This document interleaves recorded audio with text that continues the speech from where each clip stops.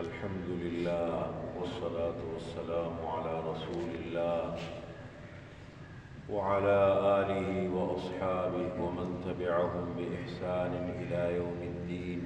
أما بعد فأعوذ بالله من الشيطان الرجيم.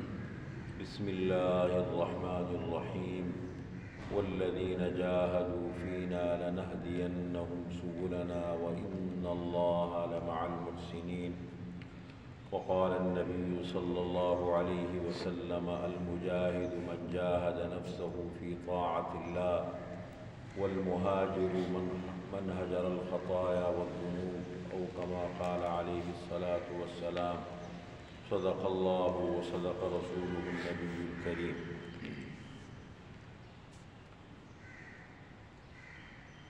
دیکھیں، لفظ مجاہدہ یہ دین کا، قرآن کریم کا اور حدیث کا اور دین کا ایک بڑا اہم عنوان ہے۔ مجاہدہ کے معنی ہے اپنے نفس سے لڑنا، اپنے نفس سے لڑنا، اپنے آپ سے لڑنا۔ لفظ مجاہدہ کس کو کہتے ہیں؟ مشقت، مشقت کو مجاہدہ کہتے ہیں۔ اور اصطلاح میں مجاہدہ کس کو کہتے ہیں؟ مخالفت نفس۔ مخالفت نفس کا نام مجاہدہ ہے، اپنے نفس کی مخالفت کرنا۔ میں آپ کے سامنے اختصار کے ساتھ ذکر کرتا ہوں۔ دیکھیں، یہ جو فقہ کا عنوان ہے ہمارے ہاں، آپ سنتے رہتے ہیں، ہم سب سنتے رہتے ہیں، فقہ کا عنوان ہے۔ اسلامی علوم میں سے ایک اہم علم فقہ ہے۔ جو اصل اسلامی علوم ہیں وہ تین ہیں: قرآن کریم اور حدیث اور فقہ۔ یہ اصل تین عنوان ہیں۔ باقی جتنے اسلامی علوم ہیں وہ ان کے خادم ہیں، وہ اصل نہیں ہے، وہ آلہ ہے، ذریعہ ہے۔ وہ علوم ذرائع ہیں ان علوم کے حصول کے لیے۔ اگر ہمیں قرآن کریم حاصل کرنا ہے تو اس کے لیے تجوید پڑھنی پڑتی ہے۔ اگر ہم نے تفسیر پڑھنی ہے تو اس کے لیے اصولی تفسیر، عربی گرامر، یہ چیزیں سیکھنی پڑتی ہے۔ اسی طریقے سے فقہ ہے، اس کے لیے اصول فقہ پڑھنا پڑتا ہے۔ اسی طریقے سے مثال کے طور پر حدیث ہے، اس کے لیے اصول حدیث، باقی چیزیں پڑھنی پڑتی ہے۔ تو اصل جو اسلامی علوم ہیں وہ کتنے ہیں؟ تین ہیں: قرآن کریم، حدیث اور فقہ۔ یہ تین عنوان ہیں۔ اب یہ اسلامی علوم کی بنیاد جب ہمارے بزرگوں نے رکھی، اس لیے کہ قرآن کریم رسول اللہ صلی اللہ علیہ وسلم کے دور مبارک میں سینہ بسینہ چلتا تھا۔ آپ صلی اللہ علیہ وسلم پر وحی نازل ہوتی تھی، صحابہ اس کو یاد کر لیتے تھے، آپ صلی اللہ علیہ وسلم بھی یاد کر لیتے تھے۔ کبھی ویسے لکھا جاتا تھا لیکن باقاعدہ کتاب کی صورت میں نہیں، کبھی چمڑے پہ لکھ لیا، کبھی پتھر کے جو ہے نا اس کے اوپر لکھ لیا، کبھی کس چیز کے اوپر لکھ لیا، پتوں کے اوپر لکھ لیا۔ ظاہر بات ایسی چیز تو مستقل بنیاد پہ محفوظ نہیں رہ سکتی نا، لیکن لکھا جاتا تھا۔ لیکن اصل علم سینوں میں محفوظ ہوتا تھا، جتنا نازل ہوتا تھا سینوں میں محفوظ ہوتا تھا۔ اس لیے قرآن کریم میں اللہ تعالیٰ نے ذکر کیا ہے کہ جب رسول اللہ صلی اللہ علیہ وسلم پر وحی نازل ہوتی تھی تو آپ صلی اللہ علیہ وسلم کی عادت مبارکہ یہ تھی کہ جبریل علیہ السلام، وحی نازل ہونے کی دو صورتیں تھیں۔ ایک، حضرت جبریل علیہ السلام کسی انسانی صورت میں آتے تھے، یا پھر یہ ہے کہ آپ کے قلب پر، دل کے اوپر اللہ تعالیٰ کی طرف سے وحی القاء ہوتی تھی۔ کبھی آواز نہیں آتی تھی، مطلب کبھی کوئی سامنے کوئی نظر نہیں آتا تھا، ایک آواز آتی تھی اور آپ صلی اللہ علیہ وسلم کی کیفیت بدل جاتی تھی۔ تو جب بھی آپ صلی اللہ علیہ وسلم پر وحی نازل ہوتی تھی تو آپ صلی اللہ علیہ وسلم کی عادت مبارکہ یہ تھی کہ جلدی جلدی ساتھ پڑھ رہے ہوتے تھے کہ کہیں ایسا نہ ہو جبریل علیہ السلام چلے جائیں، یہ وحی کا سلسلہ منقطع ہو جائے، ختم ہو جائے اور مجھے یاد نہ رہے۔ تو ساتھ ساتھ آپ پڑھ رہے ہوتے تھے۔ تو اللہ تعالیٰ نے منع فرمایا، فرمایا لا تحرک به لسانک لتعجل به ان علینا جمعہ وقرآنہ فاذا قرأناہ فاتبع قرآنہ ثم ان علینا بیانہ۔ فرمایا اے پیغمبر آپ جلدی نہ کریں، لا تحرک بہ لسانک لتعجل بہ، آپ جلدی نہ کریں، اپنی زبان کو حرکت نہ دیں، جیسے انسان کی عادت ہوتی ہے نا، جلدی جلدی پڑھ رہے ہوتے ہیں، بے موقع کام جیسے ہو رہے ہوتے ہیں تو جلدی جلدی کر رہا ہوتا ہے نا، تاکہ کہیں نہ ہو میرے ہاتھ سے نکل جائے. تو فرمایا کہ آپ جلدی نہ کریں. اب ایک ہے قرآن کریم کے الفاظ اور ایک ہے قرآن کریم کے معانی. ایک قرآن کریم کے الفاظ ہیں اور ایک قرآن کریم کے الفاظ کے معانی ہیں. فرمایا کہ ان الفاظ کو یاد کرانا بھی ہماری ذمہ داری ہے. یہ جو قرآن کریم کے الفاظ ہیں جو آپ پر وحی نازل ہوتی ہے، ان الفاظ کو یاد کرانا بھی ہماری ذمہ داری ہے، اور پھر ان الفاظ کے معانی سمجھانا بھی ہماری ذمہ داری ہے. اس لیے آپ بڑے سکون اطمینان کے ساتھ اس کو سنیں. تو یہ جو اسی طریقے سے پھر بعد میں موقع آیا تو قرآن کریم آپ صلی اللہ علیہ وسلم کے دور مبارک میں کتابی صورت میں جمع نہیں ہوا جو ہمارے سامنے اس وقت. بعد میں جب ضرورت محسوس کی گئی آپ صلی اللہ علیہ وسلم کی وفات کے بعد، جب ضرورت محسوس کی گئی تو پھر قرآن کریم کو صحابہ نے کتابی صورت میں جمع کر لیا، اور اس میں بھی باقاعدہ ترتیب کے ساتھ جمع نہیں کیا. حضرت ابوبکر صدیق رضی اللہ تعالی عنہ کے دور میں قرآن صرف جمع کیا گیا تاکہ محفوظ ہو جائے، ضائع ہونے سے بچے. اس لیے کہ فتنے آ گئے، نئے نئے مسائل آ گئے، صحابہ شہید ہو گئے، تو ان میں پھر ضرورت محسوس کی گئی کہ قرآن کریم کو کتابی صورت میں جمع کر دیا جائے، تو جمع کر دیا گیا.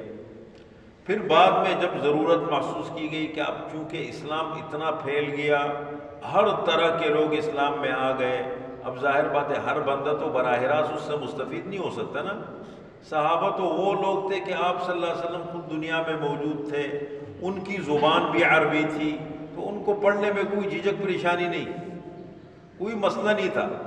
آپ صلی اللہ علیہ وسلم بھی سکھا رہے ہیں، آپس میں بھی ایسا ماحول زندہ بنا ہے کہ سیکھنے میں کوئی مسئلہ نہیں، سمجھنے میں کوئی مسئلہ نہیں.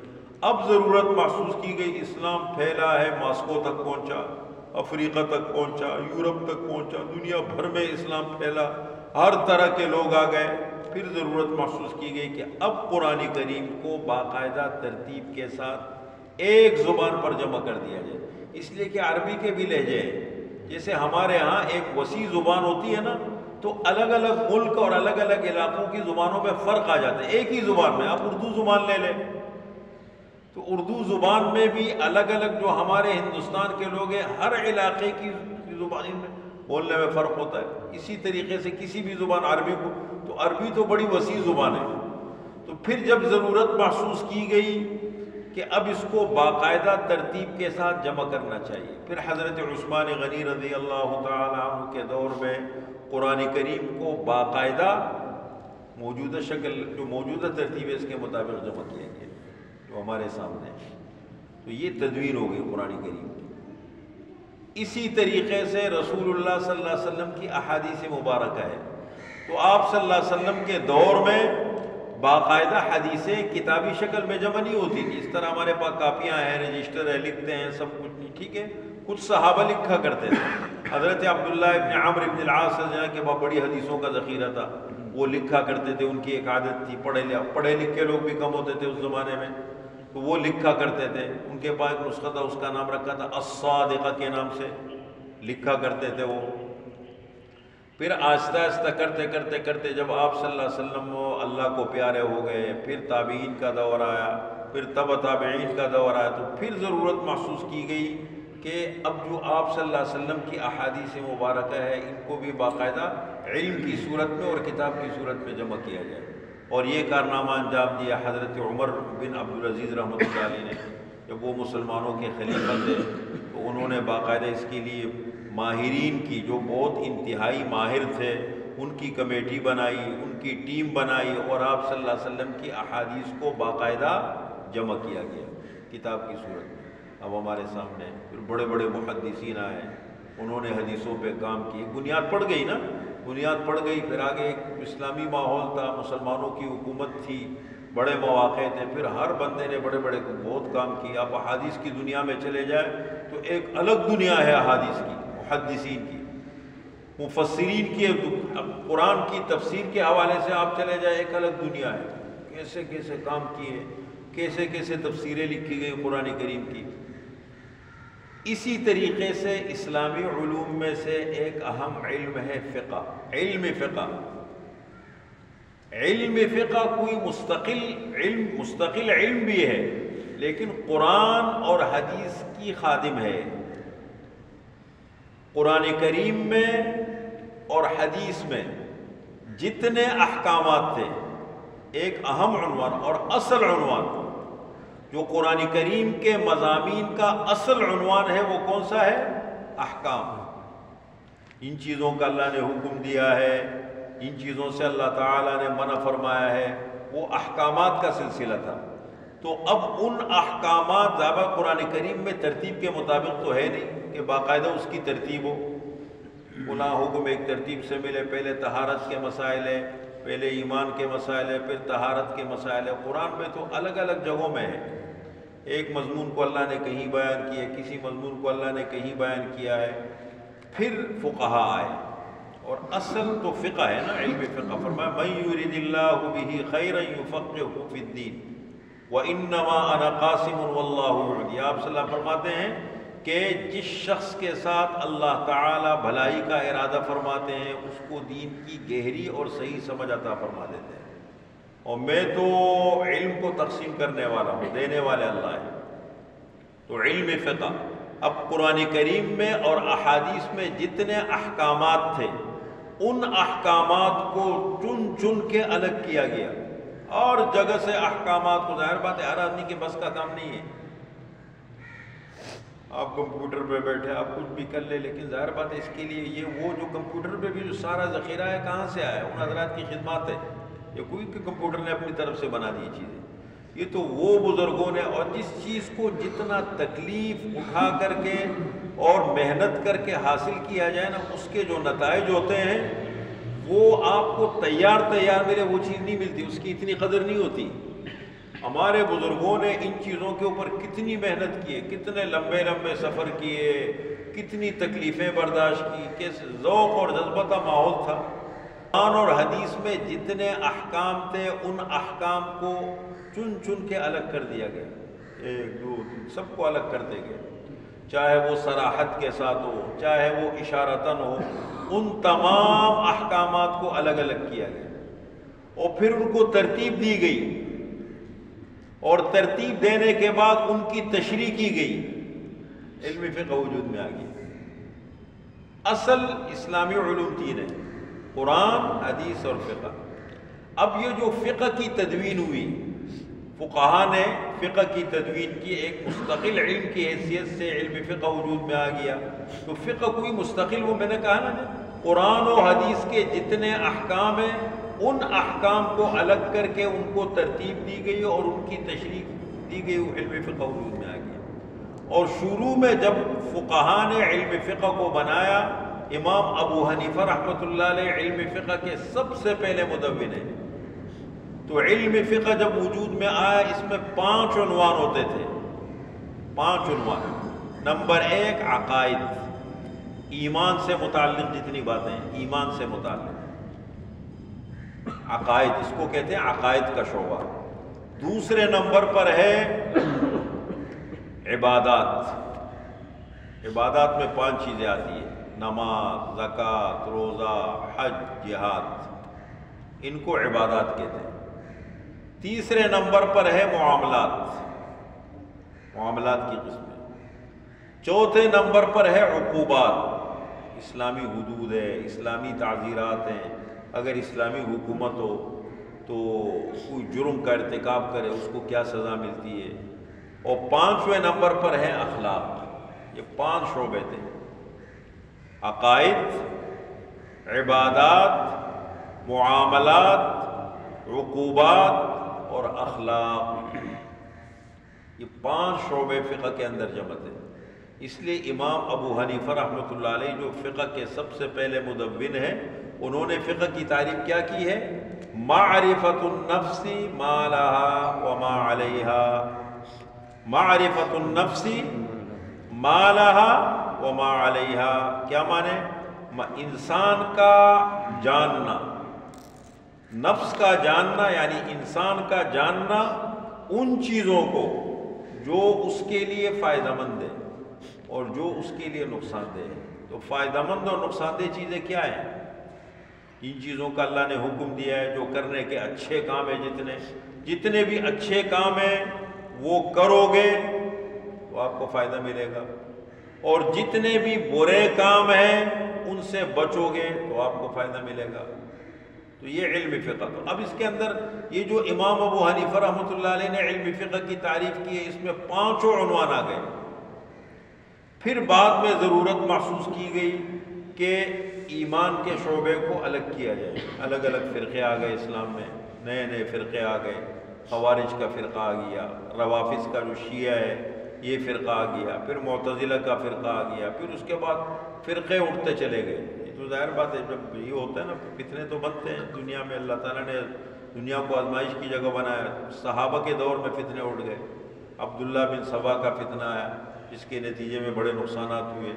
ہمیں تو ان چیزوں پہ نظر نہیں رہتی نا کہ اس کا کیا اثر پڑتا ہے۔ یہ تو دیکھیں میں آپ کو گزارش، علماء کرام نہ ہوتے نا، علماء انبیاء کے وارث ہیں۔ العلماء ورثۃ الانبیاء وان الانبیاء لم یورثوا دینارا ولا درہما وانما ورثوا العلم فمن اخذه اخذ بحظ وافر۔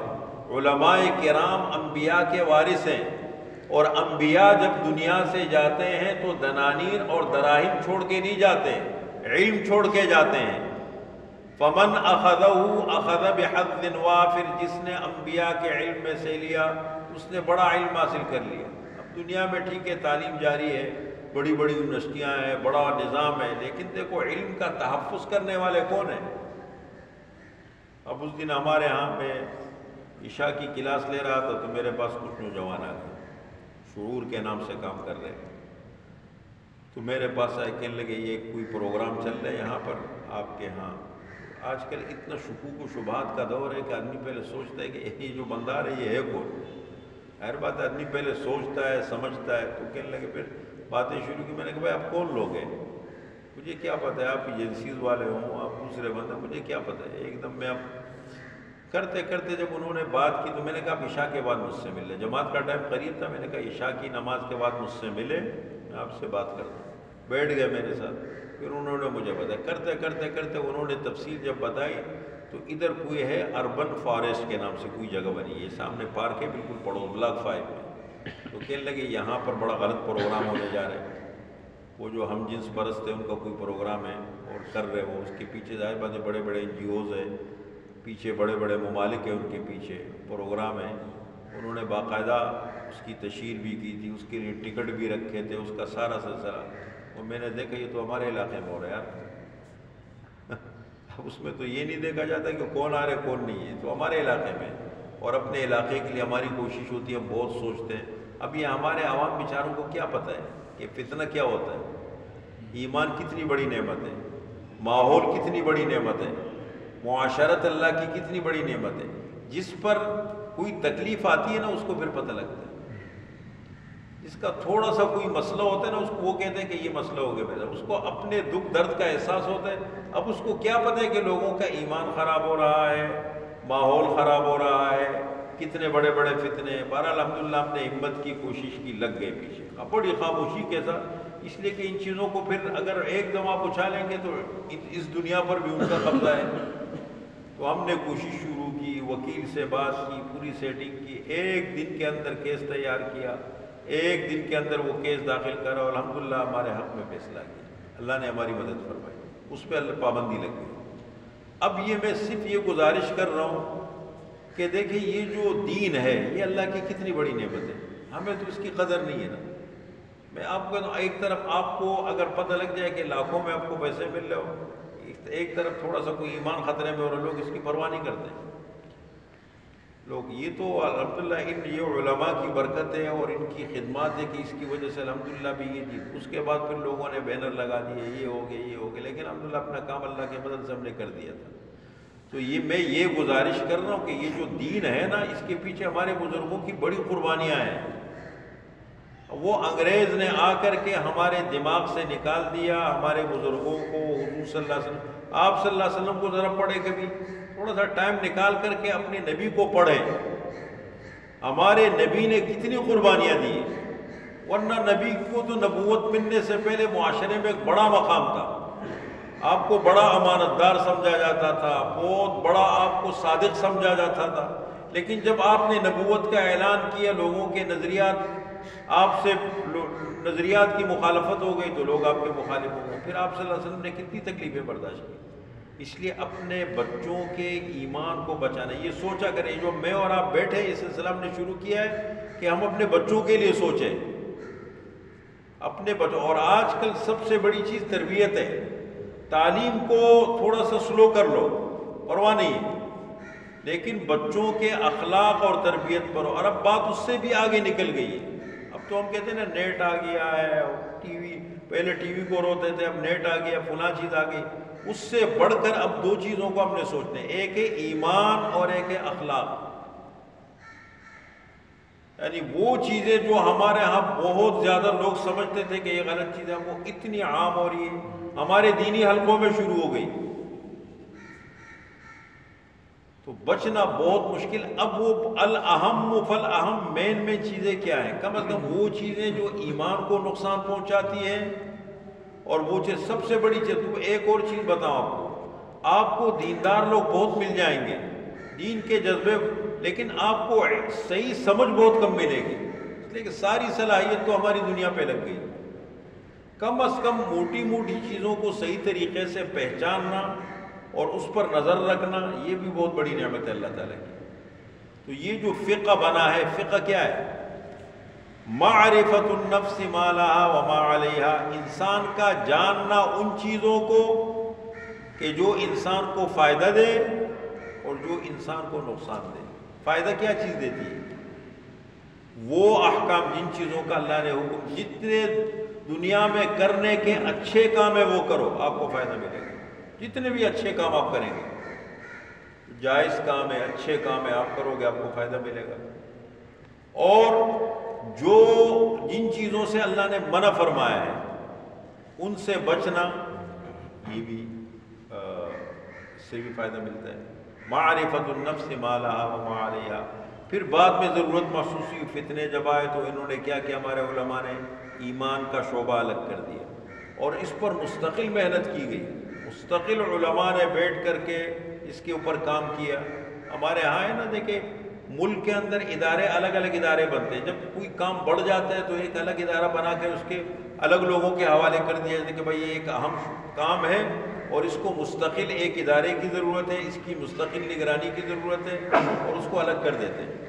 تو ہمارے علماء نے عقائد کے شعبے کو الگ کر کے اور اس پر الگ کام کیا گیا، اس کو نام دیا گیا علم کلام کا، علم کلام، اور اس پر کام کرنے والے کو متکلمین کہتے ہیں۔ یہ ختم نبوت والے ہیں، یہ مثال کے طور پر، اور بہت سارے مختلف قسم کے فرقے آئے، مختلف، کسی نے صحابہ کو نشانہ بنایا تنقید کا کہ نہیں صحابہ ایسے تھے، کسی نے جو ہے اسلامی شعائر کو مذاق اڑایا، اس کا نشانہ بنایا۔ علماء نے الحمدللہ بیٹھ کے، کفر کس کو کہتے ہیں؟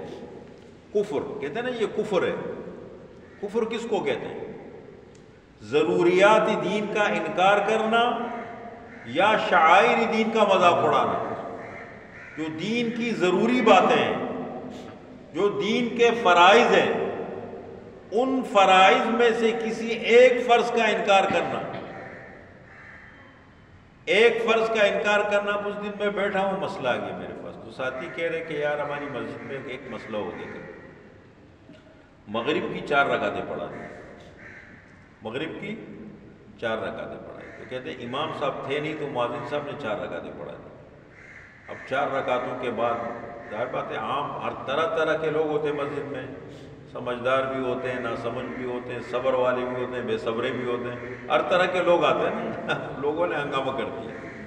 اب جب ہنگامہ ہو گیا تو مسئلہ یہ طے پایا کہ امام صاحب آئیں گے تو اس کا حل نکالیں گے کہ کیا کرنا چاہیے، ہم نماز واپس لوٹانی چاہیے، کن کی نماز ہوئی کن کی نہیں ہوئی.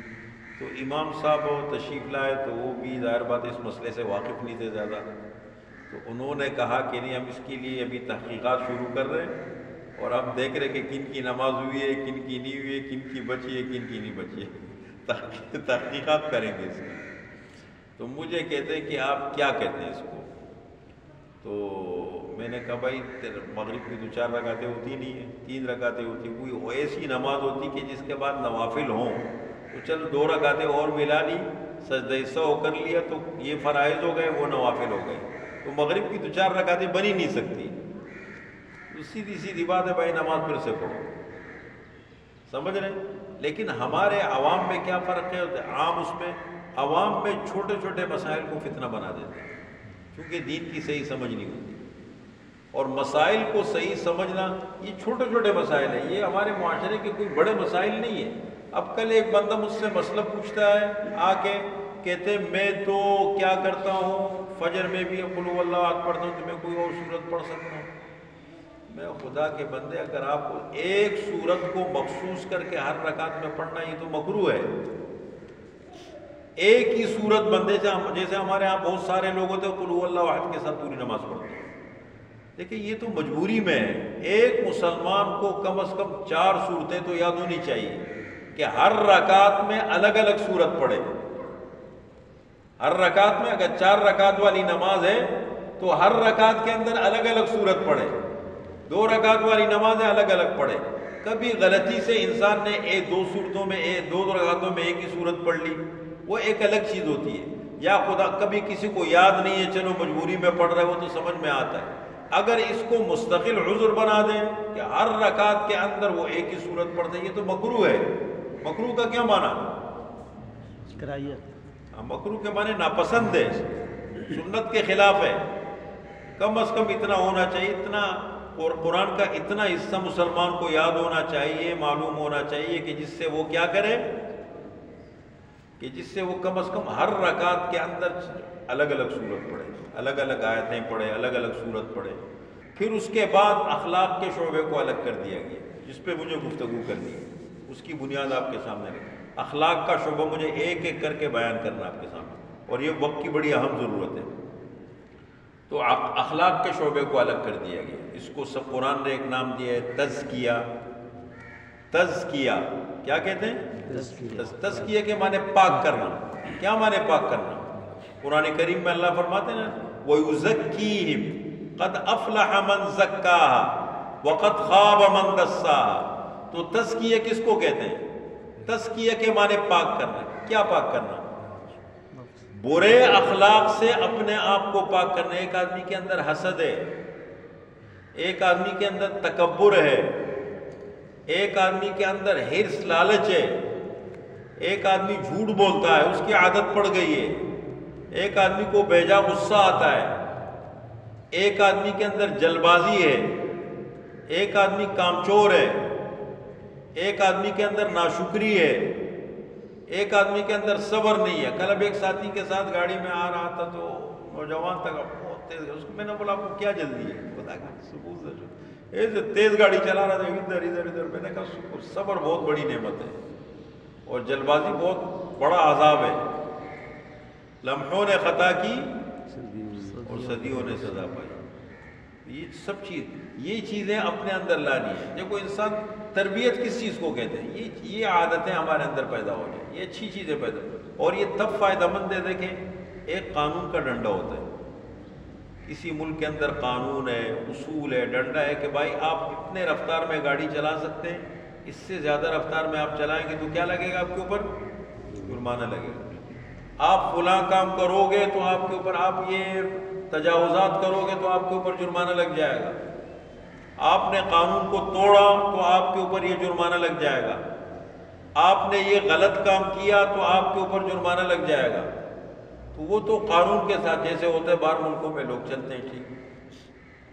اس سے بڑا کمال ایک اور ہے، اس سے بڑا کمال جس میں، اور یہ مسلمان زیادہ کر سکتے ہیں، انسان بھی کر سکتے ہیں لیکن مسلمان بھی مین، جس میں وہ امید رکھتا ہے کہ اللہ مجھ سے راضی ہو، میں اس لیے کروں. قانون نہ ہو، اصول نہ ہو، ماحول سارا خراب ہو، اور پھر بھی ایک آدمی اصول کے مطابق چلے، سمجھ رہے ہیں آپ؟ یہ بہت بڑی نعمت ہوتی ہے اللہ تعالیٰ کی، اور اس کا اجر بھی بہت زیادہ ہوتا ہے۔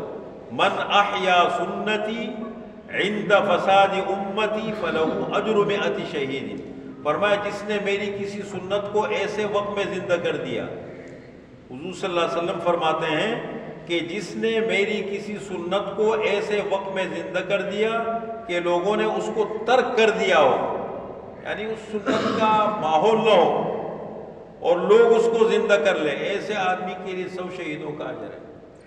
اس میں مین کردار ادا کرتا ہے کہ ایک آدمی کی تربیت ہو۔ نمبر 2 مین چیز جو کردار ادا کرتا ہے وہ یہ ہے کہ مخلوق کے اوپر نظر نہ ہو۔ آپ اگر لوگوں کو دیکھیں گے، لوگوں کو خوش کرنے کی کوشش کریں گے، فلاں مجھ سے راضی ہو جائے، فلاں، مخلوق ہے اور اللہ ہے۔ اگر آپ اللہ کو راضی کرنا چاہتے ہیں تو پھر مخلوق کی تعریف کی پرواہ نہ کریں کہ لوگ میری تعریف کریں گے، لوگ مجھے اچھا کہیں گے، پھر اس کی پرواہ نہ کریں، پھر اللہ کے لیے کر جائے کام ہو، اس کا اجر بھی بہت زیادہ ہے اللہ تعالیٰ کے ہاں۔ یہ بہت کم لوگ ہوتے ہیں۔ تو ان دونوں شعبوں کو الگ کر دیا گیا۔ اب اصل ایک اخلاق کا شعبہ، تزکیہ کا نام دیا گیا، تزکیہ کے معنی پاک کرنا، پھر وقت کے حساب سے بعد میں اس کو نام دیا گیا سلوک کا، احسان کا، قرآن کریم کی اصطلاح میں اس کو کہتے ہیں احسان، احسان کا نام دیا گیا۔ احسان کس کو بولتے ہیں؟ اللہ تعالیٰ فرماتا ہے واللہ یحب المحسنین، جو آیت ہم نے آج تلاوت کی، والذین جاہدوا فینا لنہدینہم سبلنا وان اللہ لمع المحسنین، اور جو لوگ ہماری راہ میں محنت کرتے ہیں، کوشش کرتے ہیں، ہم ان کے اوپر راستے کھول دیتے ہیں، اور اللہ تعالیٰ محسنین کے ساتھ ہے۔ احسان کس کو بولتے ہیں؟ احسان کا مطلب یہ ہے نیکی کا اعلیٰ درجہ۔ جیسے تقویٰ کا اعلیٰ درجہ کیا ہے؟ جو تقویٰ ہے نا، تقویٰ کا اعلیٰ درجہ کیا ہے؟ ورع، واو را عین، ورع کے معنی ہے انسان مشکوک چیزوں سے بھی بچے، جو چیزیں شک و شبے میں ڈالے آپ کو ان سے بھی بچو، مشتبہ چیزوں سے بھی بچو، سمجھ رہے آپ؟ یہ ورع ہے، اور یہ بہت مشکل ہوتا ہے مشتبہ چیزوں سے بچنا۔ آج کل تو میں کہتا ہوں مین حرام سے بھی بچ جائے تو آدمی وہ اللہ کا ولی ہے، اس لیے کہ اب تو سیلاب بہہ رہا ہے، آدمی سیلاب کی طرح بہہ رہا ہے۔ آج کل تو فتوے پہ بھی چل جائے اپنا، اس لیے کہ بہت سارے معاملات آپ کے ہاتھ میں ہے ہی نہیں، باطل کے ہاتھ میں۔ ڈوری کس کے ہاتھ میں؟ ڈوری ہے باطل کے ہاتھ میں، وہ جیسے چاہے ہمیں استعمال کرے، جیسے چاہے ہمارے لیے۔ آپ کاروباری دنیا میں چلے جائیں، آپ سیاست کی دنیا میں چلے جائیں، آپ کسی بھی تعلیم کے میدان میں چلے جائیں، تعلیم کو دیکھو انہوں نے کیسے اپنی مرضی کا بنا لی ہے۔ اب تعلیم تو بھائی یہ تو انسانیت کی بنیاد ہے، اس میں تو بچوں کو صاف ماحول دو، اچھا ماحول دو، تاکہ ان کا ذہن صاف رہے، تاکہ وہ اچھے ماحول میں تعلیم حاصل کرے، چاہے کوئی بھی تعلیم ہو، دین کی تعلیم ہے یا دنیا کی تعلیم ہے، اس کو اچھے ماحول میں دو تاکہ اس کا ذہن اور اس کا ماحول صاف رہے۔ لیکن ماحول اتنا خراب کر دیا، کیا تعلیم ملے گی؟ تو ظاہر بات ہے پھر تو تعلیم کے نام پر اتنا بندہ گلیوں میں خراب نہیں ہوتا جتنا تعلیم کے نام پہ خراب ہو رہا ہے۔ جب آپ کا نوجوان نشے میں لگ جائے، جب آپ کی بچیاں نشوں میں لگ جائے، اور جب غیر اخلاقی چیزوں میں مبتلا ہو جائے اور سر عام اور نام تعلیم کا ہو، لیبل تعلیم کا ہو، تو اس سے زیادہ تو دیکھو ہے گلیوں میں جو وہ ہوتے وہ اتنے خطرناک نہیں ہوتے، وہ تو زیادہ سے زیادہ بس ٹھیک ہے ان کا لب و لہجہ خطرناک ہو جاتا ہے۔ تو تعلیم کے نام پہ دیکھو یہ چیزیں ہو رہی ہیں، تعلیم کو اتنا آزاد کرے، اس لیے کہ اس کے پیچھے جس چیز کے پیچھے لالچ پیدا ہو جائے نا، بس اس سے اللہ برکت خود بخود اٹھا لیتے ہیں۔ چاہے وہ میں یہ بیان کر رہا ہوں نا، میرے اندر لالچ آ گئی نا، دنیا کی لالچ، اس سے اللہ برکت چھین لیں گے۔ لوگ بیٹھیں گے، سر نیچے کر کے سن لیں گے، گفتگو دیکھ لیں گے، لیکن اس کے وہ اثرات برکات نہیں ہوں گے۔ اسی طریقے سے مسجد کا محراب مصلی یہ مسلمانوں کے ہاں اس وقت مقدس جگہ ہے، سب سے اہم جگہ اس وقت مسلمانوں کے ہاں محراب اور منبر ہے۔ اب اگر یہ کاروبار بن جائے، اس کا استعمال غلط ہونے لگے، لالچ آ گیا، تو پھر ورثۃ الانبیاء کا بن گیا ہے بھائی، وہ تو اپنی دنیا کمانے میں لگا، کمانے کا انداز الگ الگ ہے، بس کوئی کس طرح کما رہے، کوئی اس طرح کما رہے، تو یہ چیزیں آتی ہیں۔ تو جیسے ورع تقوی ہے نا، اسی طریقے سے تقوی کا اعلیٰ درجہ ورع ہے، اسی طریقے سے نیکی کا اعلیٰ درجہ کیا ہے؟ احسان۔ احسان کس کو کہتے ہیں؟ ان تعبد اللہ کأنک تراہ فإن لم تکن تراہ فإنہ یراک، اللہ کی بندگی، اللہ کی عبادت اس کیفیت کے ساتھ کرو، اللہ کی عبادت اور بندگی اس کیفیت کے ساتھ کرو گویا کہ میں اللہ کو دیکھ رہا ہوں، اور اگر کم از کم یہ کیفیت حاصل نہ ہو تو اللہ مجھے دیکھ رہے ہیں۔ میں استغفار پڑھتا ہوں، دیکھو میں استغفر اللہ ربی، میں اللہ سے معافی مانگتا ہوں جو میرے رب ہے ہر گناہ سے، اللہ کی طرف توبہ کرتا ہوں، اور ایک میں کہتا ہوں لا الہ الا انت استغفرک واتوب الیک، میں پڑھتا ہوں لا الہ الا اللہ، اللہ کے سوا کوئی معبود نہیں، اور ایک میں کہوں لا الہ الا انت، اے اللہ آپ کے سوا کوئی معبود نہیں۔ کیا فرق ہے دونوں میں؟ فرق ہے نا، اللہ کے سوا کوئی معبود نہیں، لا اے اللہ آپ کے سوا کوئی نہیں، استغفرک میں آپ سے معافی مانگتا ہوں۔ یہ مقام انسان کو حاصل ہو جائے کہ براہ راست اللہ سے مخاطب ہونا شروع ہو جائے، اپنے کام اللہ سے خود مانگو براہ راست، اس کا اپنا کمال ہوتا ہے۔ یہ کیفیت انسان کو، جب انسان بہت زیادہ خوش ہو تو اس کی کیفیت کیا ہوتی ہے، اور انسان بہت زیادہ غمگین ہو، دل اندر سے بالکل ٹکڑے ٹکڑے ہو چکا ہے اور بہت تکلیف میں ہے، اور آسرے آس پاس کے سارے ٹوٹ گئے، جن سے امیدیں وابستہ تھی ہر ایک نے پیٹھ دکھا دی اس کو، اور یہ بیچارہ تنہا چوراہے پہ کھڑا ہے۔ اب اسے پتہ ہے کہ مخلوق میں میرا کوئی نہیں ہے، ایک فطرت کی آواز اندر ہوتی ہے کہ ایک اللہ ہے، بس اب معاملہ اللہ کے ہاتھ میں جا چکا ہے، تو اس وقت اس کی دل کی کیا کیفیت ہوتی ہے؟ یہ بہت بڑی چیز ہوتی ہے۔ تو احسان کس کو کہتے ہیں؟ احسان کس کو کہتے ہیں؟ ان تعبد اللہ کأنک تراہ فإن لم تکن تراہ فإنہ یراک، کہ مطلب اللہ کی بندگی اور عبادت اس کیفیت اور اس جذبے سے کرنا کہ میں اللہ کو دیکھ رہا ہوں، میں اللہ کو دیکھ رہا ہوں، میں یہ کام کر رہا ہوں، اور کم از کم یہ کیفیت آدمی کو حاصل نہ ہو تو اللہ مجھے دیکھ رہے ہیں۔ اب ہمارے ہاں دیکھو نا، عبادات بھی اور اس طرح کی چیزیں رسمی بن گئی، مطلب اتفاقی طور پر آپ کے کرتے ہیں، نماز میں بھی آتے ہیں تو ایک دم کھڑے ہوتے ہیں، پتہ نہیں نیت بھی ہماری پوری ہوتی ہے یا نہیں ہوتی، کبھی توجہ بھی نہیں ہوتی، پتہ بھی نہیں لگتا، نماز میں آ کے کھڑے ہو جاتے پتہ بھی نہیں لگتا امام نے کتنی رکعتیں، تو بعد میں سمجھ ہی نہیں آتا کہ بھائی میں نے کتنی رکعتیں امام کے ساتھ پڑھی اور کتنی نہیں پڑھی امام کے ساتھ۔ یہ بھی ایک وجہ یہ کہ سوچ ہمارے ساتھ نہیں ہے۔ تو اصل جو عنوان میں آپ کے سامنے رکھ رہا ہوں، لمبا عنوان ہے مجاہدہ، یکسوئی اور اخلاق۔ ایک ایک جو اہم اخلاق کے ایک ایک کو ہم بیان کرنے کی کوشش کریں گے۔ تو دیکھیں اخلاق کے شعبے کو الگ کیا گیا، دین کا ایک اہم شعبہ ہے اخلاق۔ کیا ہے؟ اخلاق، یہ دین کا بڑا اہم شعبہ ہے جس پہ ہم گفتگو کریں گے۔ اس سے پہلے یہ سمجھیں اخلاق کی دو قسمیں ہیں، ایک ہے اخلاق حمیدہ، اس کو اخلاق حسنہ بھی کہتے ہیں، اخلاق حمیدہ اور اخلاق حسنہ، اچھے اخلاق، شکر، صبر، قناعت کا مطلب یہ انسان کو اللہ نے جو کچھ دیا اس پہ اس کو بہت صبر ہے، یہ جتنی بھی اچھی عادتیں ہیں، اچھے اخلاق ہیں، اس کو کہتے ہیں اخلاق حمیدہ، اخلاق حسنہ۔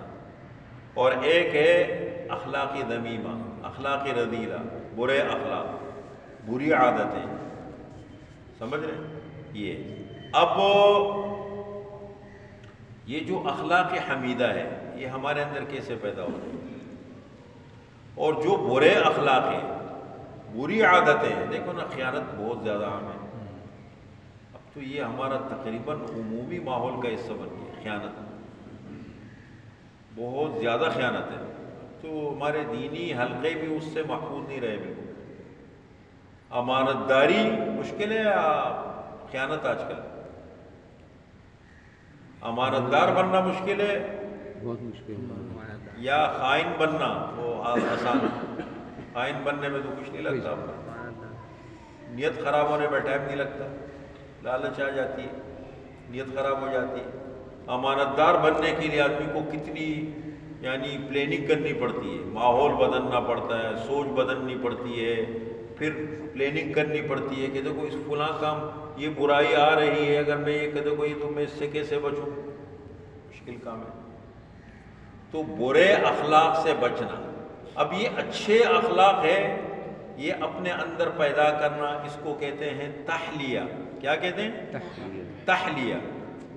اور برے اخلاق سے بچنا اس کو کہتے ہیں تخلیہ.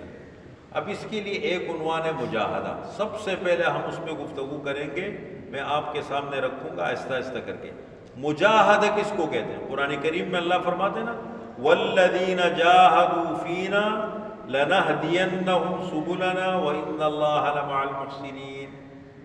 اور جو لوگ ہماری راہ میں ہمارے دین کے لیے، اچھے کام کرنے کے لیے، اچھے انسان بننے کے لیے، اچھی عادتیں اپنے اندر پیدا کرنے کے لیے محنت کرتے ہیں، کوشش کرتے ہیں، تکلیف اٹھاتے ہیں، فرمایا لَنَهْدِيَنَّهُمْ سُبُلَنَا، ہم اپنی راہیں ان کے اوپر کھول دیں گے. ہم اپنی راہیں ان کے اوپر کھول دیں گے. اللہ تعالیٰ تو نیت کو دیکھتے ہیں نا. ایک آدمی کے اندر سچی طلب ہے.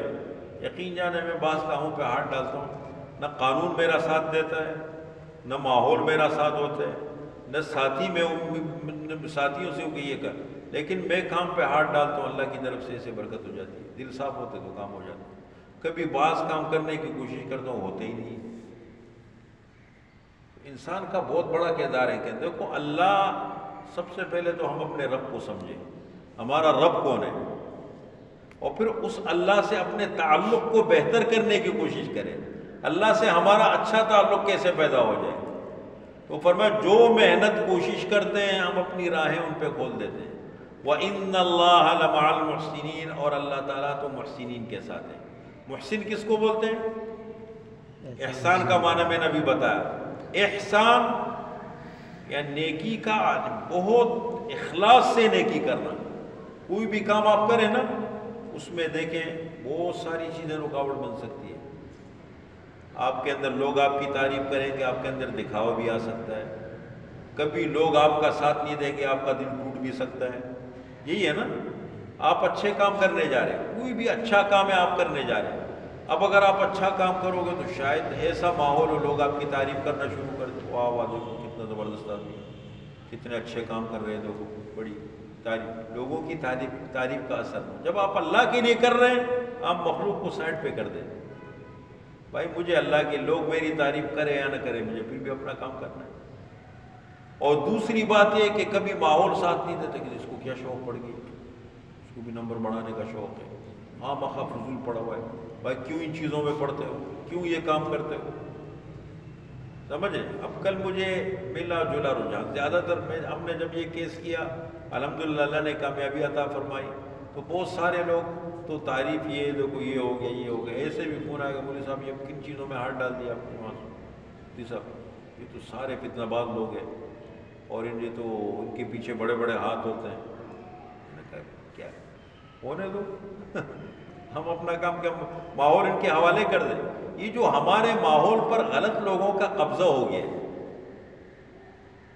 غلط لوگوں کا قبضہ ان کے اوپر ہو گیا، پورا ماحول ہمارا خراب کر دیا، چھین لیے. کیوں ہوا؟ ہماری اپنی کمزوری ہے. دیکھو ہمارے متعلقہ ادارے بھی اب ساتھ نہیں دیتے، وہ بھی اپنا کام نہیں کرتے. تو کیا ماحول کو لوگوں، انبیاء نے اس طرح ماحول چھوڑ دیے لوگوں کے؟ انبیاء نے تو حالات کا مقابلہ کیا، اللہ کی مدد آتی ہے. سب اللہ کرتے ہیں. عزت دینے والے اللہ ہیں، ذلت دینے والے اللہ ہیں، حفاظت کرنے والے اللہ. سب مخلوق کے ہاتھ میں کچھ نہیں ہوا. بس خیر میں انسان استعمال ہو جائے. اچھے کاموں میں انسان کا دماغ، انسان کا جسم، انسان کا مال، انسان کا وقت اچھے کاموں میں استعمال ہو جائے، اور برے کاموں سے بچ جائے. بس کم از کم اچھا نہیں کر سکتے ہو تو برائی کا حصہ مت بنو. کوئی اچھا کام نہیں کر سکتے ہو آپ کے دفتر میں، آپ کے معاشرے میں، آپ کے ماحول میں، تو کم از کم برائی کا حصہ تو مت بنو نا. ہمارے خاموشی کی وجہ سے برائی کو تقویت مل رہی ہے، اور دن بدن پھر ماحول، پھر وہی سیلاب جب ہمارے اوپر آتے پھر افسوس کرتے، پھر کہ ہماری حکومتیں اس طرح گئی. ہمارے بادشاہوں کو ہمارے بزرگوں نے سمجھایا، ہمارے علماء نے سمجھایا کہ دیکھیں یہ جو آپ عیاشیوں میں پڑے ہو اور یہ جو غفلت میں پڑے ہو، یہ ایک دن حکومت چلی جائے گی، اس لیے کچھ نہیں ہوتا. ناقابل تسخیر ہے ہم، کوئی میلی آنکھ سے نہیں دیکھ سکتا. یہ باتیں کرتے ہیں نا، اور کوئی ہم تو مسخر سے اور باتیں، جب سیلاب آیا تو دیکھو کہاں گئی مسلمانوں کی حکومت دنیا میں. اور اب تو بہت حالات مسلمانوں کے خراب ہو گئے. چلو کم از کم مسلمان اچھے ہوتے، قربانی دیتے. جیسے افغانستان میں دیکھو مسلمانوں نے قربانی دی اپنے ملک کے لیے، تو بڑی بڑی طاقتوں کو انہوں نے شکست دی. کم از کم قربانی کا جذبہ ہے نا. ہم تو اخلاقی طور پر بہت تباہ ہو گئے اندر سے. یعنی ہمیں یہ احساس بھی نہیں ہوتا کہ دیکھو ہمیں کتنا نقصان پہنچ رہا ہے. ہمارے بچے، ٹھیک ہے ہماری، دیکھو دین صرف نماز کا نام نہیں ہے، یہ اخلاقیات کا شعبہ ہے، ایمان کو بچانا ہے، اور پھر اپنی ماحول، یہ بھی بہت ضروری چیز ہے. تو اچھے اخلاق سے آراستہ ہونے کو کیا کہتے ہیں؟ تحلیہ. اور برے اخلاق سے بچنے کو تخلیہ کہتے ہیں. اس کے لیے سب سے پہلا کام جو ہمیں کرنا ہے، سب سے پہلے اپنی عادت بنا لیں یکسوئی. ایک لفظ ہے یک. یک فارسی میں کہتے ہیں کس کو؟ ایک کو. یعنی فارسی میں ایک کو ہم ایک کہتے ہیں نا، فارسی میں کیا کہتے ہیں؟ یک. ایک. اچھا، یک سوئی. یک سو مطلب ایک طرف ہونا، ایک طرف ہونا. یہ اپنا کوئی بھی کام، آپ کاروبار کرنا چاہتے ہیں، آپ دین کا کام کرنا چاہتے ہیں، بچوں کی تربیت کرنا چاہتے ہیں، آپ کوئی بھی کام کرنا چاہتے ہیں، سب سے پہلے ذہنی طور پر اپنے آپ کو اس کے لیے تیار کرو. آپ کا ذہن آپ کے ساتھ نہیں ہوگا، پیسہ آ جائے گا نا، وہ پیسہ عذاب بنے گا آپ کے لیے، گلے پڑے گا. وہ اللہ سے اولاد مانگ رہے ہیں، اللہ مجھے اولاد دے دے، مجھے اولاد نہیں، اولاد دے، اولاد آ گئی، ٹھیک ہے. اور اگر ہمارا ذہن اچھا نہ ہو، ہماری اولاد آ گئی، وہ اولاد کبھی گلے نہ پڑ جائے. دنیا میں ایک بہت مشہور پاکستان کا ایک نامی گرامی آدمی گزرا ہے. پاکستان کا ایک بندہ گزرا ہے بہت مشہور. میں نام لوں گا تو ہر بندہ پہچان لے گا، میں نام نہیں لیتا. اتنا مال تھا اس کے ساتھ، لیکن وہ کیا ہوا، اس کے بچے جتنے تھے سارے معذور تھے. سمجھ رہے ہیں؟ سارے بچے معذور تھے، اور ایک بچہ صحیح پیدا ہوا. اور وہ اس کو حافظ بھی بنایا شاید. اور وہ بچہ غلط ماحول میں، تو اسکول چلا گیا، غلط لڑکوں کے ساتھ غلط گیدرنگ میں چلا گیا، اور اتنا غلط رخ پہ چلا گیا وہ بچہ کہ وہ آخر میں ایک یہ بھی کہا، وہ اپنے والد کو اتنا بلیک میل کرتا تھا، پھر پیسے لیتا تھا، بڑے غلط کام کرتا تھا، پیسہ تو پیچھے بہت تھا. پھر اس کے والد کہتے تھے کاش یہ بھی معذور ہوتا کتنا اچھا ہوتا. ہمارے ہندوستان میں ہمارے بزرگ ہیں حضرت مولانا قاری طیب صاحب رحمۃ اللہ علیہ، دارالعلوم دیوبند کے محتمم گزرے. بڑی اچھی ان کی کتاب ہے خطبات حکیم الاسلام. اس میں لکھا ہے ان کی ایک کتاب میں کہ ہندوستان میں ایک گھر میں 2 بچے پیدا ہو گئے جڑواں، ایک دوسرے سے جڑے ہوئے تھے. تو ہر قسم کے ڈاکٹروں کے پاس گئے، ان کے لیے پوچھا، کہنے لگے بھائی اگر ان کو آپ الگ کرو گے تو یہ شاید دونوں مر جائیں، یا ایک تو ضرور مرے گا. کیا کریں؟ بہت کوشش کی، محنت کی کہ کیا کیا جائے ان کا. پر فیصلہ یہ ہوا کہ اب اللہ نے دیا ہے تو ختم. اب چلتے بھی تھے دونوں ساتھ، جڑ کے چلتے تھے، ساتھ مل کے چلتے تھے. اچھا، اللہ کا کرنا ایسا ہوا کہ ایک بالکل نیک ہے اور ایک بہت برا ہے. یہ بھی کتنی بڑی آزمائش ہے، دیکھو اللہ دکھاتے ہیں. ایک بالکل ایک گناہ کی طرف جا رہا ہے، غلط کاموں کی طرف اس کو پسند کرتے ہیں، ایک اچھے کاموں کو پسند کرتے ہیں. اب یہ جو والی مسجد کی طرف جا رہا ہے تو اس کو کہتے ہیں مصیبت کہاں لے جا رہے ہو مجھے، کہہ رہے ہیں نماز کے لیے کو یار اپنا کام کرو، کیوں خواہ بخارے. کو تنگ کرتا تھا بہت. یہ اس کو کہتا تھا یار بھائی ہم ایک دوسرے کے لیے آزمائش بند تو گئے ہیں لیکن دیکھو کم از کم غلط کام تو ہمیں نہیں کرنے. سمجھاتا تھا. کہنے لگے نہیں میں آپ سے بہت تکلیف میں ہوں, آپ مجھے کبھی اس طرف کھینچتے ہو تکلیف میں ہوں. وہ جو شکر گزار تھا نا اللہ کا کرنا کیسے ہو, ایک دن وہ شکر گزار کا انتقال. وہ جو شکر کرنے والا تھا اس کا انتقال ہو گیا لیکن جسم تو جڑا ہوا ہے نا, اب یہ اس کو مردہ لے کے پھر رہے. پھر کہتا تھا یار یہ میں نے کیا کر دیا. دیکھو لیکن بہت کم لوگوں کو احساس ہوتا ہے نا کہ یار یہ میں نے ناشکری کی تھی اس کی سزا مجھے ملی. ہمارا تو آج کل اس طرف ذہن بھی نہیں جاتا کہ میں نے ناشکری کی ہے اور اس کی سزا مجھے مل رہی ہے, اس طرف ذہن بھی نہیں جاتا. تو آج کل تو ہمارا ماحول اتنا خراب ہو گیا ہے کہ کبھی غلط کام کر لے کوئی ناشکری کی سزا تو ہمیں یہ پتہ بھی نہیں لگتا کہ ناشکری کی سزا مجھے مل رہی ہے. تو یہ ہے یکسوئی, ایک عنوان ذہن میں رکھے جس پہ انشاءاللہ ہم گفتگو کریں گے, یکسوئی دل جمی. یہاں سے ہم اپنے سفر ہم اخلاق کے شعبے پہ گفتگو کریں گے بڑی تفصیل کے ساتھ. شکر کیا ہے اس پہ مستقل الگ بولیں گے, صبر کیا ہے اس پہ مستقل الگ بولیں گے, حرص لالچ کیا ہے اس کی خرابیاں کیا ہے اس پہ الگ سے بولیں گے. ایک ایک شعبے کو الگ الگ پرزہ پرزہ کر کے جو ہمارے معاشرے کے اندر جو اخلاقی کمزوریاں ہیں انشاءاللہ اس پہ گفتگو کریں گے. لیکن اس سفر کا آغاز اس میں دیکھو دو چیزیں ذہن میں رکھیں. ایک تو یہ ہے کہ بغیر تکلیف مشقت محنت کی کوئی چیز نہیں ملتی, اور یہ جو مشقت اور تکلیف ہے میں کچھ کام کرنا چاہ رہا ہوں, میں چاہتا ہوں میں اچھا شکر گزار بندہ بنوں, میرے اندر صبر نہیں ہے صبر پہ, تو اس کے لیے جو عمل ہوتے ہیں وہ ہے مجاہدہ. اس کو کیا کہتے ہیں مجاہدہ. مجاہدہ کس کو کہتے ہیں مجاہدہ کے معنی مشقت, تکلیف برداشت کرنا, کسی کام کو حاصل کرنا. اور اصطلاح میں قرآن و حدیث کی اصطلاح میں مجاہدہ کس کو کہتے ہیں مخالفت نفس, اپنے نفس کی مخالفت کرنا.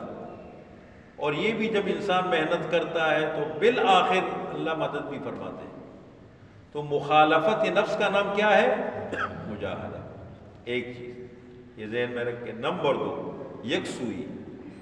دیکھیں کوئی بھی کام جب کرے نا اس کو دل سے کرے یکسوئی کے ساتھ. آپ کا ایک تجربہ کر کے دیکھیں, آپ کے دفتر کا کام ہے, آپ کے گھر کا کام ہے, آپ کے کوئی بھی ماحول کا کام, آپ وضو کر کے اس کو کریں بغیر وضو کے کریں. آپ تجربہ کر کے دیکھیں, اچھی طرح وضو کر کے اس کام کو کریں اور بغیر وضو کے اس کام کو کریں, آپ کو فرق نظر آئے گا. اسی طریقے سے آپ ایک کام کرتے ہیں, آپ غسل کر کے صاف ستھرے کپڑے پہن کر کے اس کام کو کریں, اور ایک یہ کہ آپ عام معمول کے بعد صبح اٹھے اور کام کو کر لیا تک. آپ اس دونوں فرق کو دیکھیں, بہت فرق پڑتا ہے. تو ہمیں ایک چیز اپنے اندر پیدا کرنی ہے اور اپنے سفر کو شروع کرنا ہے. وہ کام کیا ہے یکسوئی. کیا معنی یکسوئی؟ اپنے ذہن کو اس کے لیے تیار کرنا ہے, ذہن کو صاف رکھنا ہے کہ یہ میری زندگی کا ایک عمل ہے, یہ میری زندگی کا ایک کام ہے جو مجھے کرنا ہے. ٹائم لگے گا, جتنا اپنے منزل پر نظر رہے گی بڑھو گے آپ, ایک نہ ایک دن آپ منزل پہ قدم رکھ لیں گے, اللہ آپ کو کامیابی نصیب فرما دیں گے. اس میں ایک کام کرنا ہے کیا یکسوئی دل. آپ کو پتہ ہو, مثال کے طور پر یہ بیان ہے ہمارا, ایک سلسلے کی بنیاد ہم نے ڈالی ہے جو اللہ کو منظور ہو. آپ کے ذہن میں ہے کہ مجھے 11 بجے سے پہلے, دیکھو ہماری عادت ماحول میں کیا بنے, ایک عجیب سا ماحول ہم بنائیں نا, کوئی بھی کام ہم کرتے ہیں نا ہم آخر وقت میں جاتے ہیں. یہ میری بھی ایک عادت بن گئی تقریباً, لیکن بہت سارے کاموں میں ہے بھی نہیں. وہ کرتا ہوں ہر کام کو دل سے, اس میں اللہ برکت بھی ڈال دیتے ہیں. لیکن اگر وقت پہ کرے کتنا سکون ہوتا ہے. وقت پہ آنا, وقت پہ کرنا, ذہنی طور پر اس کے لیے تیار ہونا, اس کے بڑے برکات ہوتے ہیں. تو اس لیے یہ یکسوئی ہے, اس پہ انشاءاللہ ہم گفتگو کریں گے. یکسوئی پیدا کرنے کے لیے کیا کرنا پڑتا ہے, کیا کیا کام ہے. یہ ایک اہم عنوان ہے جس پہ انشاءاللہ ہم اللہ نے چاہا تو اگلے اتوار کو گفتگو کریں گے. یکسوئی, یہ الفاظ ذرا ذہن میں رکھیں. دل جمعی کیا معنی, دل جمعی کیا معنی, دل جمعی دل کو جمع کرنا, اپنے دل کو بالفاظ ہی دیگر آسان الفاظ میں اپنے آپ کو کام کی طرف متوجہ رکھنا کہ یہ میرا کام ہے. جب آپ کرو گے اللہ اس میں برکت نصیب فرمائے گا. کوئی بھی کام کرے اور کام آسان بھی ہو جاتا ہے جب آپ دل سے کام کر رہے ہوتے ہیں, یکسوئی کے ساتھ کام کر رہے ہوتے ہیں. میں کبھی کبھی گھوم رہا ہوتا ہوں, صفائی والوں کو دیکھتا ہوں, یقین جانے اس شہری بندوں کو دیکھتا ہوں, یہ کتنا دل سے کام کر رہے ہیں. کوئی بھی کام ہے. ایک آدمی بادشاہت کی سیٹ پہ بیٹھا ہے, غافل ہے, صدر وزیر اعظم بنا ہوا ہے, غافل ہے, اور ایک بندر روڈ کے اندر جھاڑو لگا رہے, دل سے لگا رہے. اس سے سیکھنے کو ملتا ہے, وہ اس کو دیکھو عبرت کا نمونہ ہے. انشاءاللہ العزیز اس پہ گفتگو کریں گے آہستہ آہستہ کر کے. اللہ ہم سب کو عمل کی توفیق عطا فرمائے.